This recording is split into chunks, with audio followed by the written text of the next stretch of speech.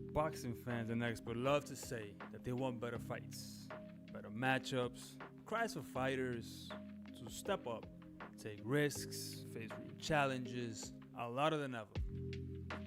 But when a young prospect faces a tough opponent and stumbles, suddenly those same fans and experts turn their rage towards the promoter. They say things like terrible matchmaking or that ruined the fighter. A couple of DMs, like actually round from there's a guy called Junior Union who's like 22-0, never boxed anyone in his life, right? Going, oh, Eddie Hearn gets a prospect beat. Fuck off. If you can't beat those guys, you're not the fighter that I thought you are. And if you lose tonight, it's not the end of the road for you. You've got to rebuild and you've got to come back better. If you don't want to watch competitive fights, if you don't want to see prospects tested just a little bit when they're 8-1 on, fuck off and don't watch my shows, because I'm going to give you real fights and I'm going to give you entertainment. And guess what? Sometimes when people underperform or they're not good enough, they're going to lose. Not every prospect is going to go on and be a world champion. But if you spoon feed them and never put them in anything competitive, one, it's a shit product. Two, it's a con for the fans. And three, you're not doing the right job for the fighter, because when they get to the top, they're not going to be good enough. Do you know what I'm saying? J-Rock, whatever his name is, or what is it? Yeah, Julian Williams. Same thing. Oh, bad night for Eddie Hearn. He got two prospects. Not really. Eddie Hearn found out that tonight they ain't good enough. Oh, that's a bit harsh. Mate, you want me to keep it real with you? Mark Castro, you were not good enough tonight. If you perform like that, you are not going to be a world champion or reach that level. Jalil Hackett, if you don't make weight professionally, you are not going to beat guys like that who you should be strolling through. Facts. Grow a fucking set and stop fucking mincing around the subject and be real with people. Sport. You get beat when you're not good enough. You know what I'm saying?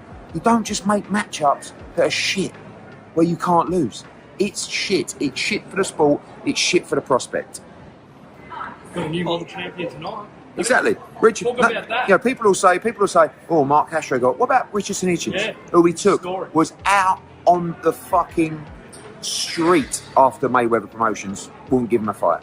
And I took him and I built him, I got him to headline, got him to a mandatory position, and he became world champion. You want to say how Matchroom brought him through to do that? No, you don't, because you want to criticise. Promoters like Eddie Hearn face this paradox constantly.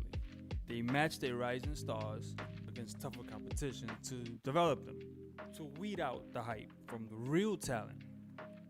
But a single loss, one bad night, and suddenly they're accused of mismanaging careers. Take Campbell Hand, for example.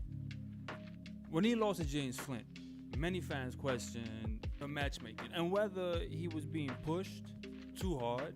Yet, before the fight, those same voices demanded he face a stiffer challenge. This contradiction isn't unique to Hatton. It plagues many prospects and their promoters. Experts often preach that losses build character, or tough fights make champions. But the moment a prospect falters, their tone changes. Promoters like Hearn are caught in a hard bind, play it safe, and be accused of padding records, right? Or take risks and face the backlash. If the gamble doesn't pay off, well, you have to take a gamble in order for it to pay off. A tough fight teaches young boxers where their weaknesses lie, right? It exposes flaws.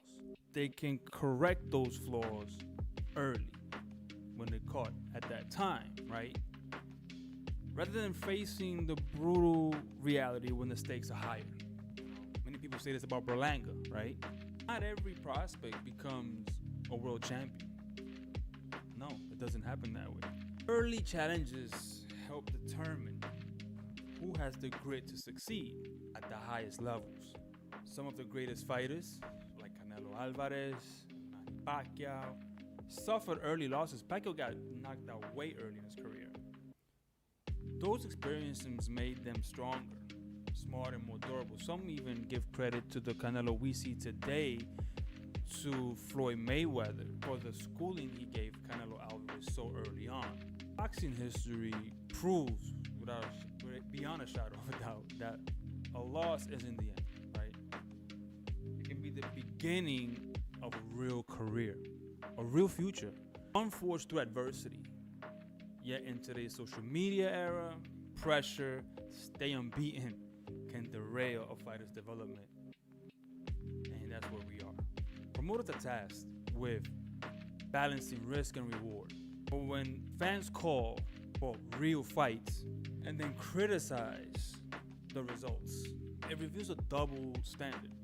If we want better boxing, we need to accept that losses are part of the journey. They just are. And it will better the fighter in the end if that fight is truly special. Next time a prospect loses, remember, a single defeat doesn't define a career. Ask Bernard Hopkins, who lost his first pro fight. It's the response to that loss that matters. And maybe, just maybe, the promoter who took that risk did the right thing at the right time. Want better fights? Embrace the risk. See you in my next video, and I'm out. Peace.